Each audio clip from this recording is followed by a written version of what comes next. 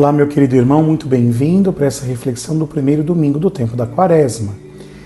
Primeira leitura, Deuteronômio 26, a profissão de fé de Israel, Moisés que canta a história, até ele, da aliança de Deus com o povo e a fidelidade de Deus que chama a Abraão, que protege o povo na escravidão, e que também tira o povo da escravidão do Egito com mão poderosa e braço estendido, conduzindo o povo à terra prometida. Depois da segunda leitura também, que é a profissão de fé dos que creem em Cristo, É a palavra que está perto de ti, a palavra da fé que nós pregamos, que temos que crer com o coração que Deus ressuscitou Jesus dos mortos. E todo que invocar o nome de Jesus será salvo. E o Evangelho, as tentações de Jesus, Lucas 4, de 1 a 13, Jesus que é conduzido pelo Espírito ao deserto, ele que está cheio do Espírito, e ali enfrenta ao tentador, depois de 40 dias de jejum, e as tentações. Lembremos que São Lucas não coloca Jesus enfrentando só o tentador, mas as tentações.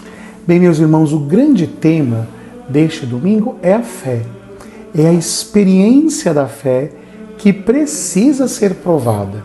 Primeiro, no Antigo Testamento, o povo é chamado a fazer essa experiência de fé, de sair da sua terra, de passar pelo Egito, de ser conduzido pelo deserto. Também Jesus, que é o símbolo da nossa fé, que precisa passar pela morte e ressurreição, e nele nós assim adquirimos. Então, a fé exige uma prova. Para quê, esta prova deve acontecer? Para que esta fé seja purificada de toda forma de idolatria. Vejam que nas tentações está justamente a ideia do deserto, ou seja, este lugar do combate, da purificação. Mas a ideia de que Jesus é conduzido para o deserto pelo Espírito Santo, diz o versículo 1, e ele está cheio do Espírito Santo, ou seja, ele é capaz de enfrentar o tentador. Primeiro porque é Deus e depois porque está em comunhão com a Trindade. Bem, o diabo se aproxima e apresenta aquelas três tentações. A tentação do pão, a tentação do poder, e a tentação, vamos dizer assim, do prazer, de ter as riquezas, de ter todas as coisas.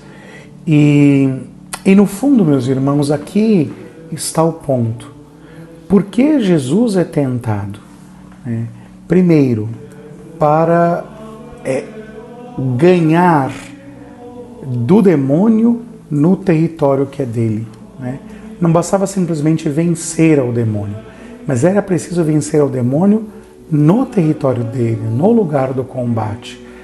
O deserto, na tradição bíblica, diferente do jardim do Éden, é o lugar onde se trava o combate, onde Israel é perseguido pelo faraó, onde o profeta tem que fugir de Jezabel, onde o povo de Deus foi sendo provado durante os 40 anos, como eu já me referi, mas Jesus também aqui é o lugar da prova. E no território da prova, Jesus vence o tentador, ou seja, a pessoa do demônio e as tentações. E por quê? Para mostrar primeiro a nós que nele, Jesus Cristo, invocando o seu nome, como dizia a primeira leitura, nós podemos vencer o tentador.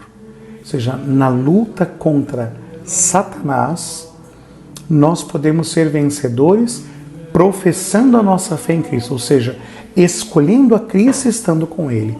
Mas também podemos viver as tentações, que às vezes vêm do demônio, é verdade, mas que tantas vezes vêm da nossa própria carne, a concupiscência, como nos diz São Paulo.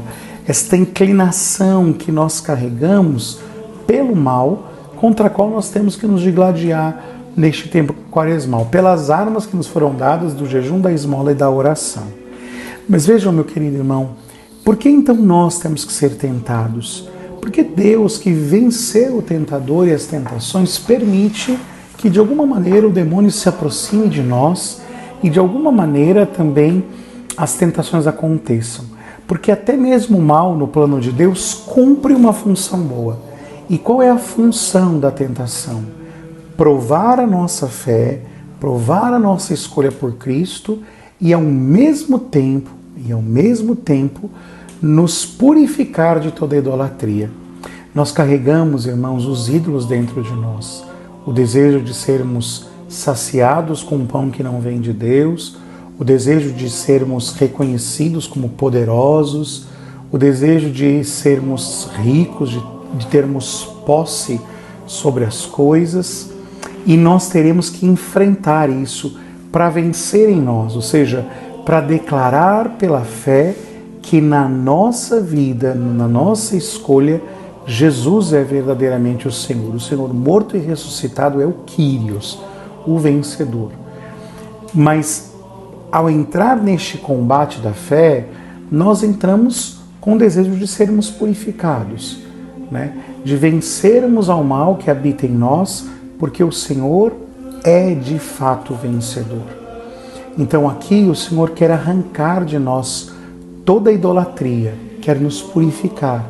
E como isso acontece? Pela proclamação da fé, né? É crendo, é vivendo a fé, professando com os lábios, mas encarnando a fé com a nossa vida, que nós vamos vencendo as tentações. É fazendo morrer, é sufocando o homem velho.